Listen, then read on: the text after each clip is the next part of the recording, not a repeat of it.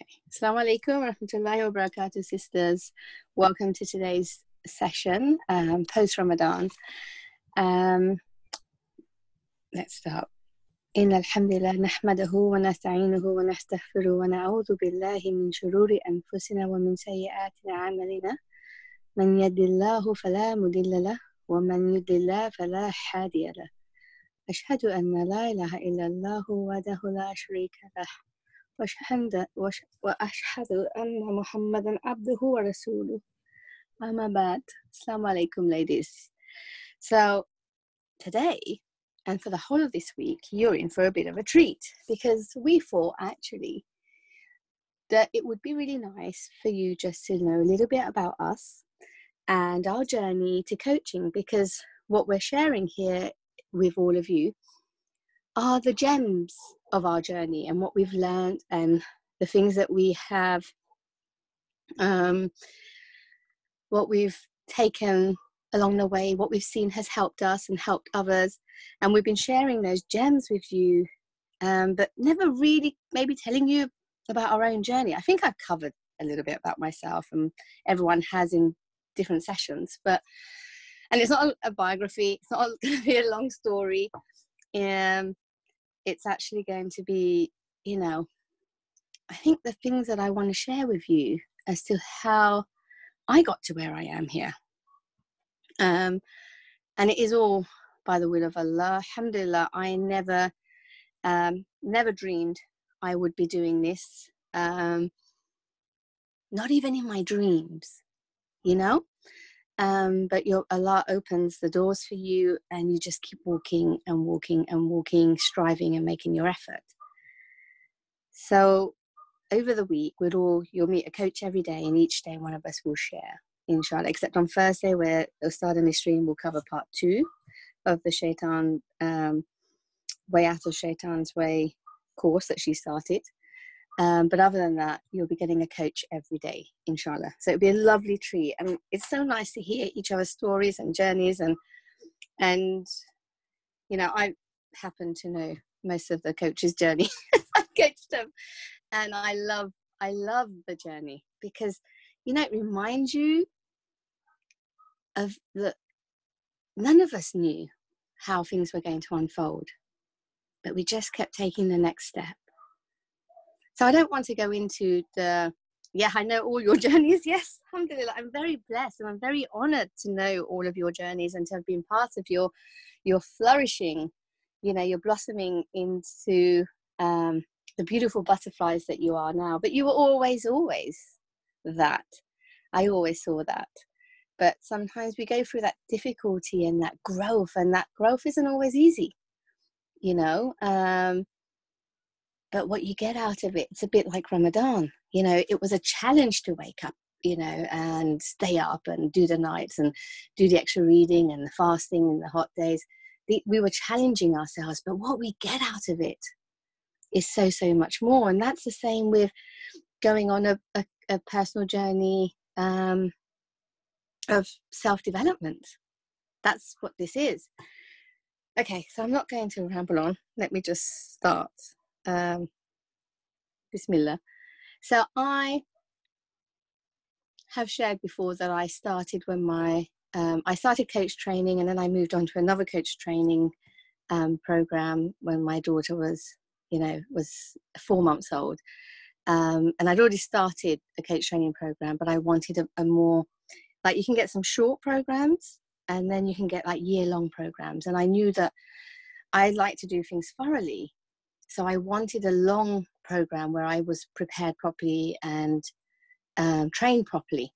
And I had no idea about coaching and setting up clients and, getting clients and that sort of thing. So I signed up then for an even longer course. And because I don't know if anyone's done short ones, but sometimes it's hard to feel prepared. Like, I was always scared, well, what if someone brought this to me, or what if someone brought that to me, and I wouldn't have a clue what to say.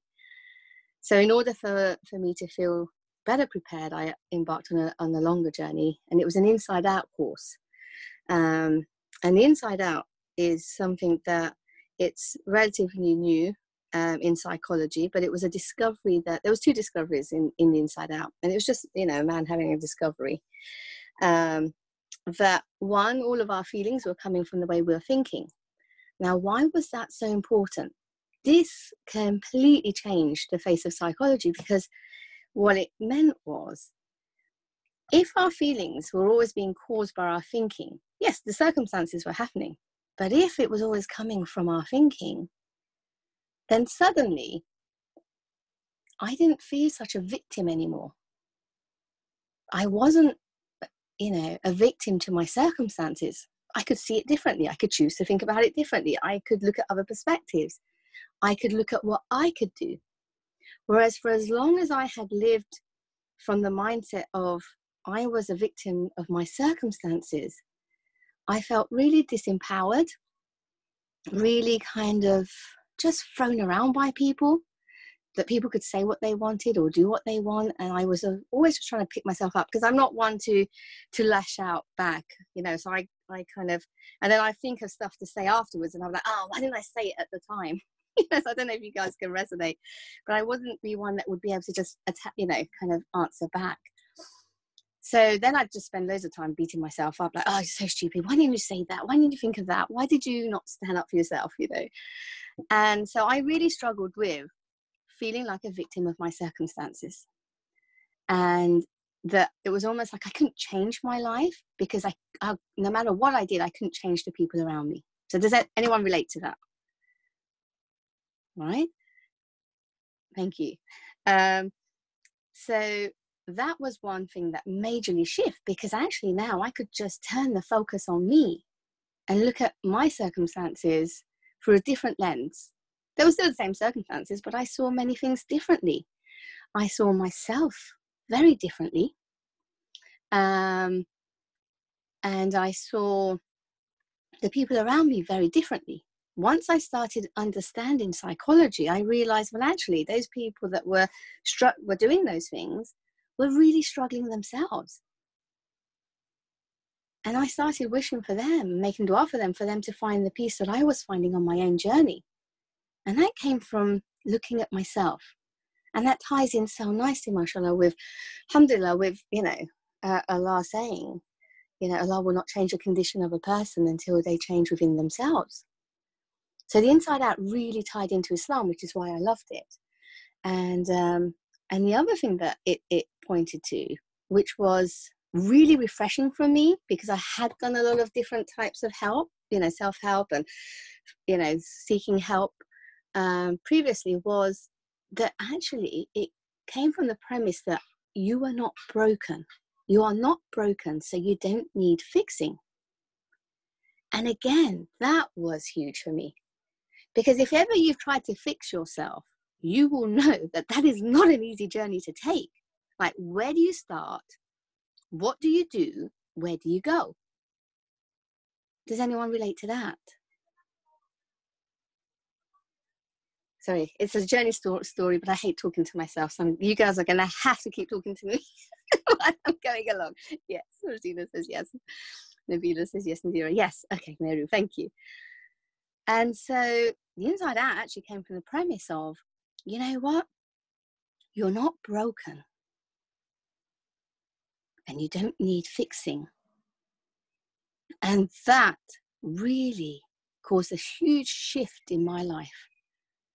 Because up until then, when I couldn't change the environment, I convinced myself then the problem was me. If I was having difficulties around me and nothing was shifting, then the problem must be me. But I didn't take that to see, well, I could just shift my thinking. I took that to mean, because there's something wrong with you. So it was really, really refreshing when the penny dropped for me that there was nothing wrong with me, that I was okay. And I remember that day standing taller and saying to my husband, did I just grow taller? I feel taller. I feel much taller. Am I taller? It's just like, okay, you know, but I really felt that weight shifted off me. And the truth is, it fits into Islam completely, because Allah says He will not burden you with more than what you can bear. So how could I have gone through any tests or trials in my life that broke me. Impossible. Because Allah will not fail in his promise to us. So I love the inside out and learning the inside out of the paradigm of psychology, because that really connected so many dots to Islam. But I was still sometimes searching for more, I think. I continued my search for wanting to know more and more. Well, what is, it fits into the Quran, but what about that bit? That bit doesn't fit into the Quran. And how do I understand that? And what's Allah saying about this? And, the inside out's not talking about the whispers of shaitan, but I know that that's real. So I continued my search, and Allah blessed me to start a journey into actually understanding psychology through the Quran and Sunnah. And because actually it made complete sense to me that Allah created us. So who best to turn to understand our psychology? Because he created our psychology. He created us. Our minds, our hearts, our thinking, our feelings, the way it works, what we need to do, what he wants from us. Allah created us. So I was going to so many different experts trying to find how does it all fit in. But actually the answers were in the Quran and Sunnah. So I embarked on a journey which I'm still continuing. And it's with a teacher who studied theology and then psychology. Because everyone else, like myself, that I knew that I was going to, we were taking psychology and seeing what of Islam fitted in that.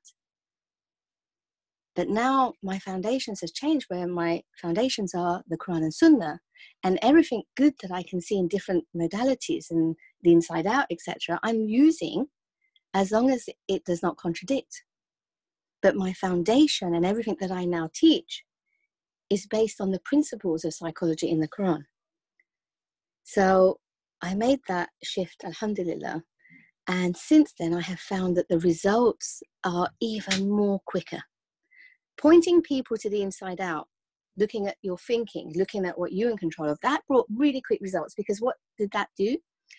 That led us to quieten our mind. We didn't have to keep thinking about the situation. How can I change it? How can I fix it? How can I control it? When that drops off you, a huge amount of your thinking disappears. If I don't have to worry about changing the people around me, controlling my children, and fixing my problems and the world's problems, which none of those I could do anyway, just that very quick shift to looking at myself and what I could do and what I could do about my things, my thoughts, my feelings, and my actions, that in itself really quietened the mind. Alhamdulillah. And you will find that. So I would like you, I know I'm sharing a story, but I would like you to think about this, as a takeaway. If it's not the circumstances, if it's not the time pressures, if it's not the people around you, if it's not the future, and if it's not the past that you have to change or fix or control, then wouldn't that quieten your mind a lot?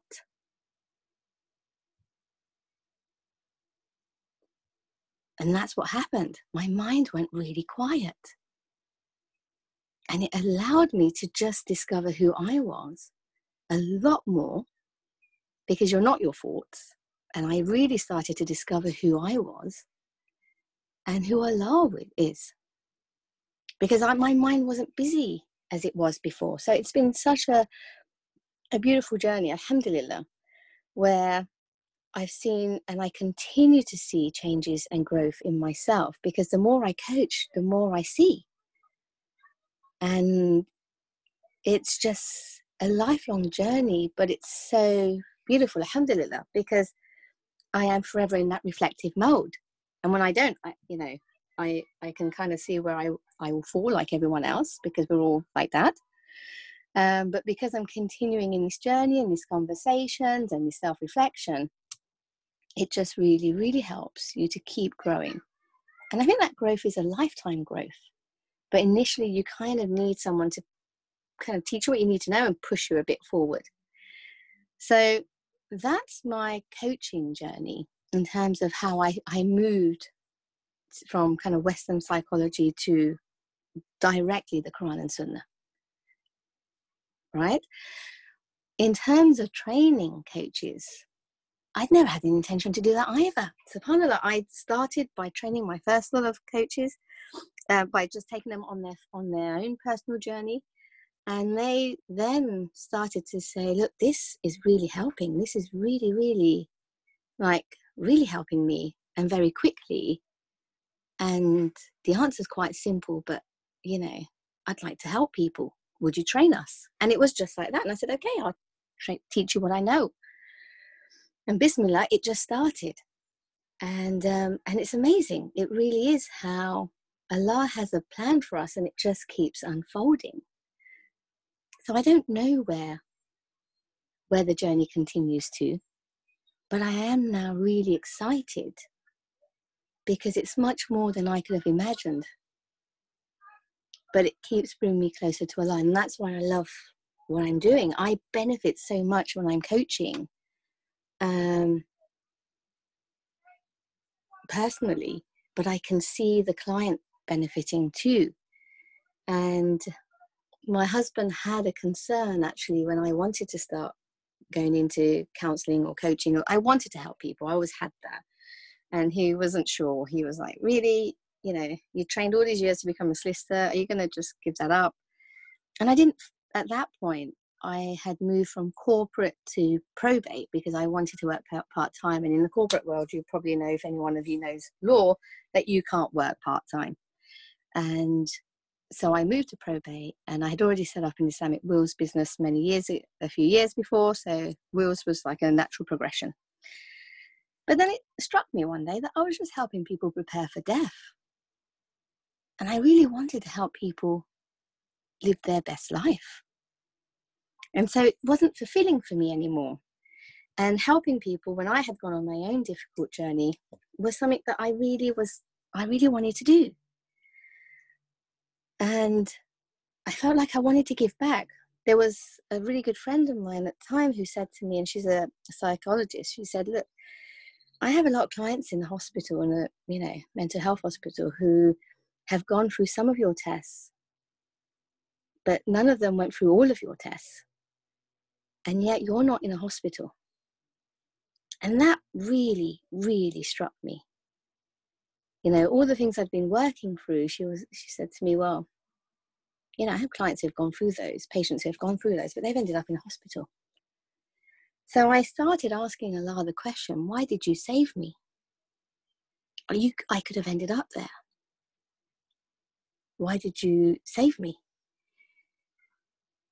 And it just came to me, I think, that the answer was so that I could help others. When you've been through a difficult journey, there's so many things you relate to, you understand, you get. You've been there, but you can get through it. And when you're in that difficult place, sometimes that's really good to hear. So I then started making dua. I had no idea where to go with that. Okay, I need to help people. I need to do something with it. I need to give back.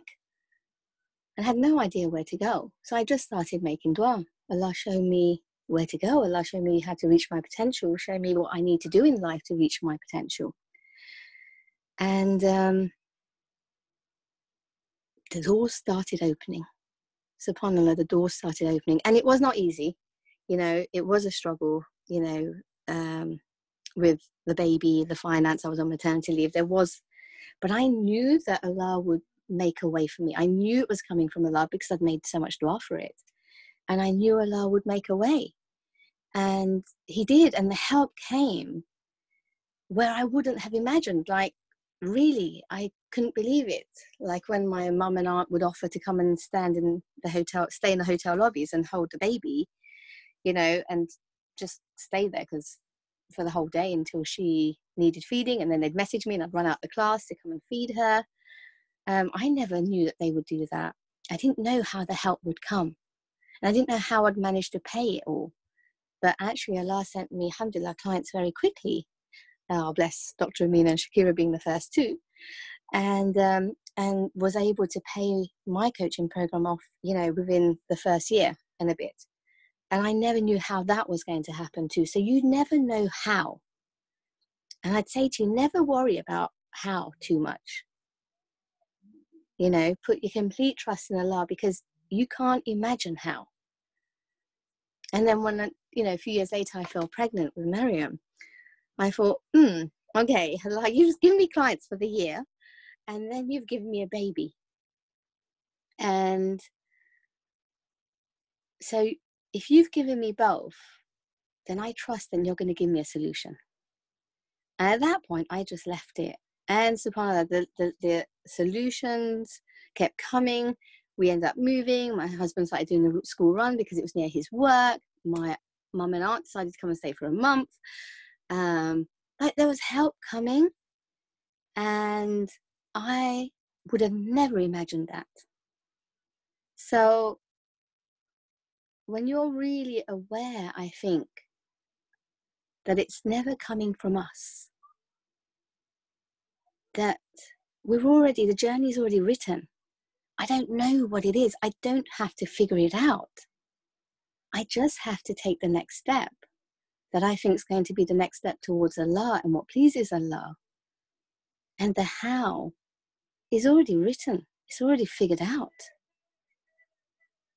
It just happens. But sometimes we get caught in the how, and how's it going to happen? How's it going to work out? How am I going to manage? What's going to happen? But we'll never know that. Solutions came from me where I would not have imagined. I mean, I got a really great babysitter, mashallah, for Mariam. And so she would come when I'd hold the retreats, because I'd hold like weekend retreats, and she would be in the next room in the hotel, and then we'd hear her crying, and they'd bring her, you know, she'd bring her in, and I'd feed her under the apron, carry on teaching, and then she'd take her as soon as she fell asleep. We'd adjust the camera so you could only see my face. I was covered, but still. And it's just, yeah, it's a beautiful journey that Allah is taking everyone on. We're all going on our journeys. We always were. Whatever you've been through has brought you to here. And here will take you to the next step, wherever that may be for you. And that's what I've experienced on my journey. Just trusting Allah, taking the step, not worrying about how, but just being really excited that Allah has a plan for me. And Allah has a plan for you. And that's just enough for me. That's more than enough. And every difficulty I've ever gone through in my life brought me to where I am now. It got me, I had to be brought down to my knees. I had to. Because that's what made me reach up for Allah's hand.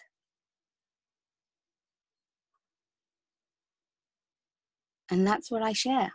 When I'm coaching, I share my stories, I share my journey, I share my experiences, and I listen to my clients, and we grow. And whenever, you know, and yes, none of us are perfect. And even on the, you know, on the coaching journey, when someone's like, oh, I messed up again, you know, and that is an opportunity. I'm like, no, it's an opportunity to grow. Let's grow from it. So whenever you have those tough days or you just fall, remember it's an opportunity to grow. Every opportunity that comes your way, good or bad, is an opportunity for you to grow and grow closer to Allah. And that's just your journey with Allah. That's your life journey there. Where that takes you, alhamdulillah. But everyone has a potential. Everyone has a gift. Everyone. Every one of us. We have something that Allah has given us to share with the world. And I really struggled to get there, whilst it felt like my home was a mess, my life was a mess, my failures were too big and my struggles were too much. But when you get to the point, alhamdulillah, where Allah helps you to get to baseline, you know, and coaching helped me to get to baseline, where I was like, okay, right, I get this now, it's manageable. Then the next step, and that's why coaching is different from maybe counseling or therapy. I don't know, for the sisters who know, let me know. where the difference is rather, we are not just looking in coaching at the past and resolving your past, we're also looking at your present and helping you to cope with your situation, but also helping you to reach your potential for the future. And that's the journey of coaching. And I love that, because when I was getting help before, the question that kept coming to mind was, okay, I get what's happening, but Allah, what do you want from me? Why is this happening? What should I do now? What do you want from me? That just kept coming up. So to take that and embrace those questions and your future and your next steps into your coaching journey almost completes it. It helps you just on your journey. You know? And all the coaches of SSS, mashallah, they're amazing coaches. They are brilliant. Please reach out to them.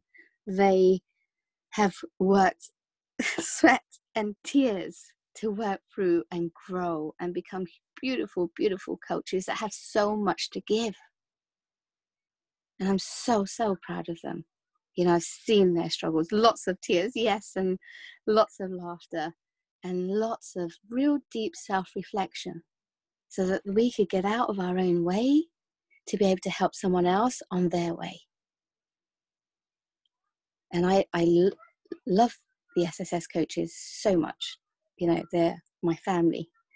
It's harder than giving birth, yes, Farah. They are my family, alhamdulillah. And they say I never let them go, and I always keep them under my wings, alhamdulillah. And I hope that they keep me under theirs. But it's been a beautiful, beautiful journey together, growing together. And that's what we do. We're all growing together. And that's what we're doing with Sister Seeking Salam. We're just all growing together. And Allah is our guide. Allah is our coach. Allah is our wali. Alhamdulillah. Sometimes we just give each other a little helping hand along that way. Amina just suggested I take questions. Okay. You might want to ask me a question. I love you too, sisters. Alhamdulillah. What are your questions? Do you have any? Let's see some of the comments. I was seeing them, but I was trying to not lose my flow, so I didn't manage to read them all. Do you have any questions? Anybody want to pop their hands up or unmute themselves? It's quite a relaxed, we're relaxing after Ramadan. Yes. Quite a relaxing session, so you can either put your hand up or pop it in the chat box. You know, when I said I was sharing my story today, my daughter looked at me horrifically, because we've had one of the most difficult journeys me and her together. And she was looking at me like, please don't tell them what we used to. I'm like, no, this is not about you. Alhamdulillah. But yeah, I think that's what I wanted to share today, that part of my journey. Any questions? No. I think you've stunned them into silence. Have I stunned you? Yeah. Well, I'm stunned, thinking, how do I follow Amina now? So stop doing that. You have your own story. Mine was just my story. Oh, we've got a question here. Beautiful question. What challenges do you have now? Jazakallah khair, sister. Balance is the difficulty I have now, because I love what I do so much that anyone that wants to work with me, I'm like, yeah, okay, fine, and I know I really need to look at how many clients I've got and if I can take on any more. But I always want to keep doing this work, and trying to balance, especially with the kids at home, but also my family life and giving them the best of me. That's my greatest challenge now, really, if I'm honest. And we're all, as coaches, keep helping each other and, reminding each other sometimes. That and being human. I think sometimes people look at you, like my aunt had this, bless her, and then if ever she saw me struggle with something, like I'd get annoyed, because I don't get annoyed much now and I don't shout much now, but I still do. I'm still human. And, you know, I might get frustrated or something. And she'd look at me like, but you're a coach. Like, how come? I thought you've gone through your journey. You've figured all that stuff out. And I'm like, I'm still human. And I'll always be human. I just don't stay in the rabbit hole as long now. I don't mull over something for weeks on end and stay in my bed for as long as I used to and cry for as much as I did.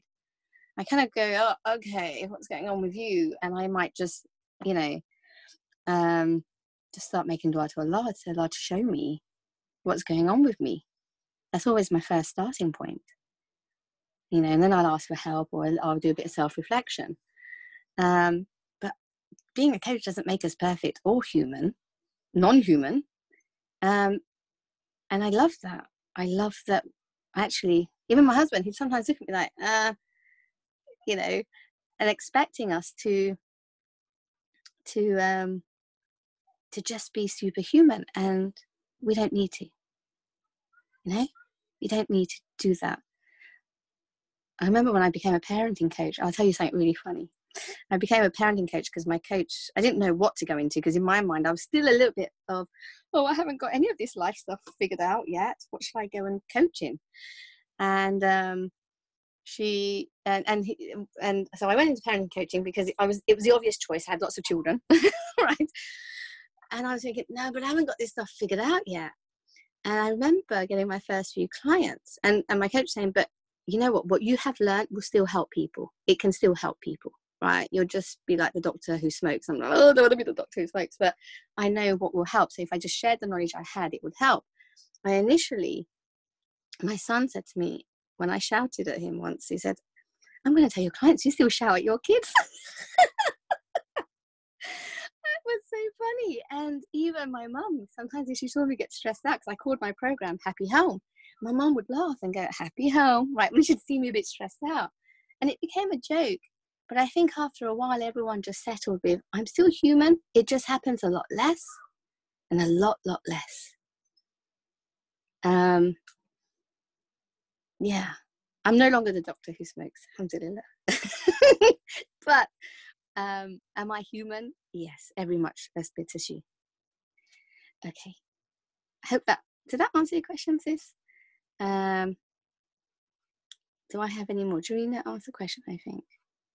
Meru says, our tests are just stepping stones to Allah. That's why he tests those he loves. He expedites the spiritual ascension by giving them these tests. Alhamdulillah. And I love that I have gone through my tests, however painful they were, because they brought me closer to my Lord. Alhamdulillah. Alhamdulillah. Sister Rosina says, Jazakallah, Sister Amina, what were the tests you were referring to? Is this psychology tests? I meant like the trials of life, just the trials of life that every one of us have, you know. Many sisters I speak to, we all have different flavors of tests, but we all have them, and we're all just trying to work our way through them to find peace and a simple way forward. So yeah, they're psychological tests, but sometimes they're logistical tests. You see, in life we have two tests. We have psychological and we have logistical. And sometimes it's just something I need to figure out, or I need to do, or I need to put in place. That's logistical. But often it's the psychological part of it that really gets us bogged down, because we can't see clearly. Once we have clarity, we can see what steps to take next. So the psychological aspect is what really helps when you learn to get clarity in your own mind. Then you can see your next step forward very easily. Alhamdulillah. Dr. Amina is saying she's always coming up with more PowerPoints. Yes, no PowerPoint today. I was like, I'm not doing a PowerPoint today. How do I share myself and stay balanced? One of the things that I have found key is taking care of my own self first. Mind, body, and soul. And my spiritual connection with Allah is key, 100%, 150%. The more that I make time for my own reading, my own classes, my own dhikr, my own connection with Allah, the more balanced I am in my life. That has been key. Sister Jarina says, do you recommend going for Islamic studies for Hadith? All studies or anything related to the deen, I would recommend. Absolutely. Because Allah has the complete solution for us.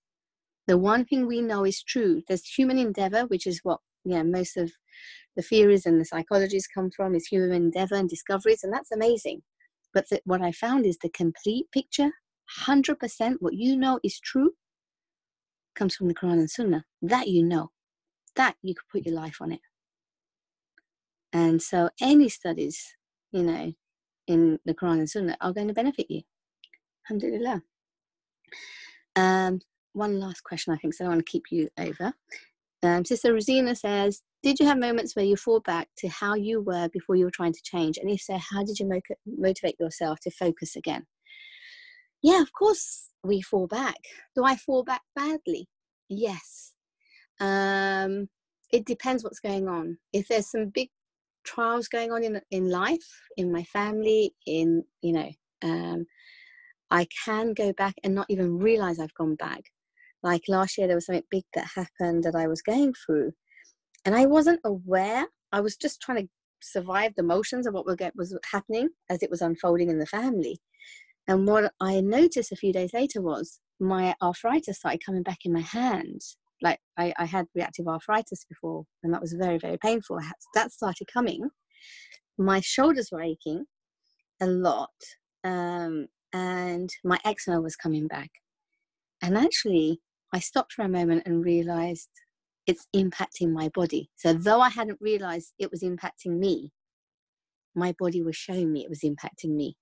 And at that point when I realized and stepped back and thought, wow, okay, I need to look at how I'm looking at this. Rather than just trying to keep going with the solution and unfolding and reacting, I needed to step back and go, right, what's really going on here with me? For me, how can I handle this test from Allah better?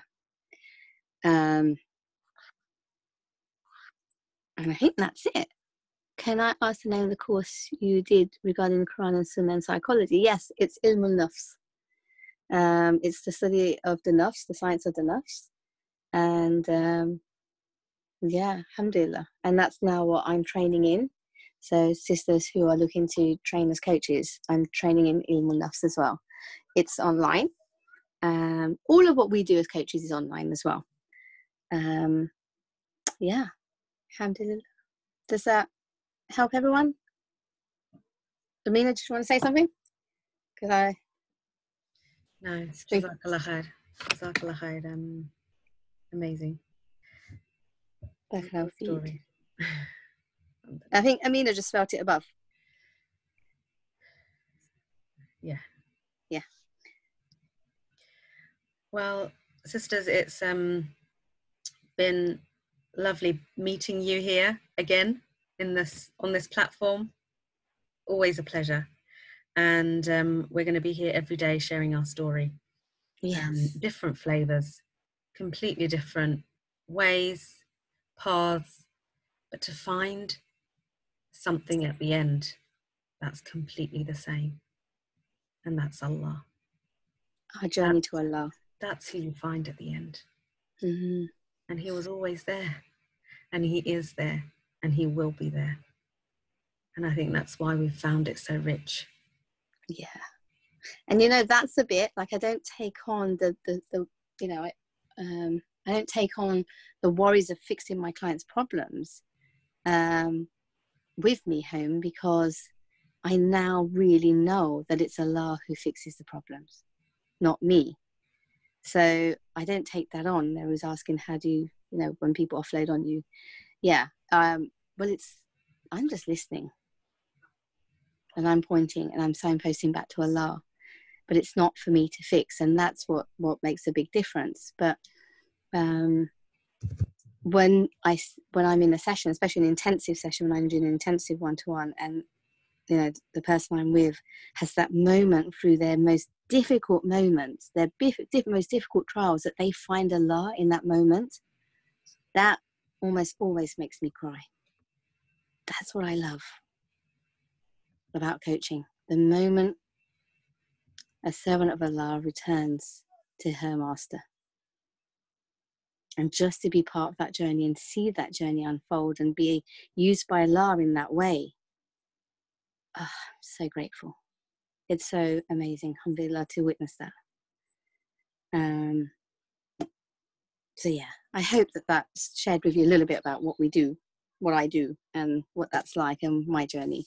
But I really want you to listen to all the sisters' journeys this week, because they have beautiful, amazing stories, such brave, courageous souls, you know, that put themselves out there, you know, and yeah. My gift, Amina's asking, what's my gift? So my Eid gift, we're going to summarize that, I think, Amina, for everyone in one message.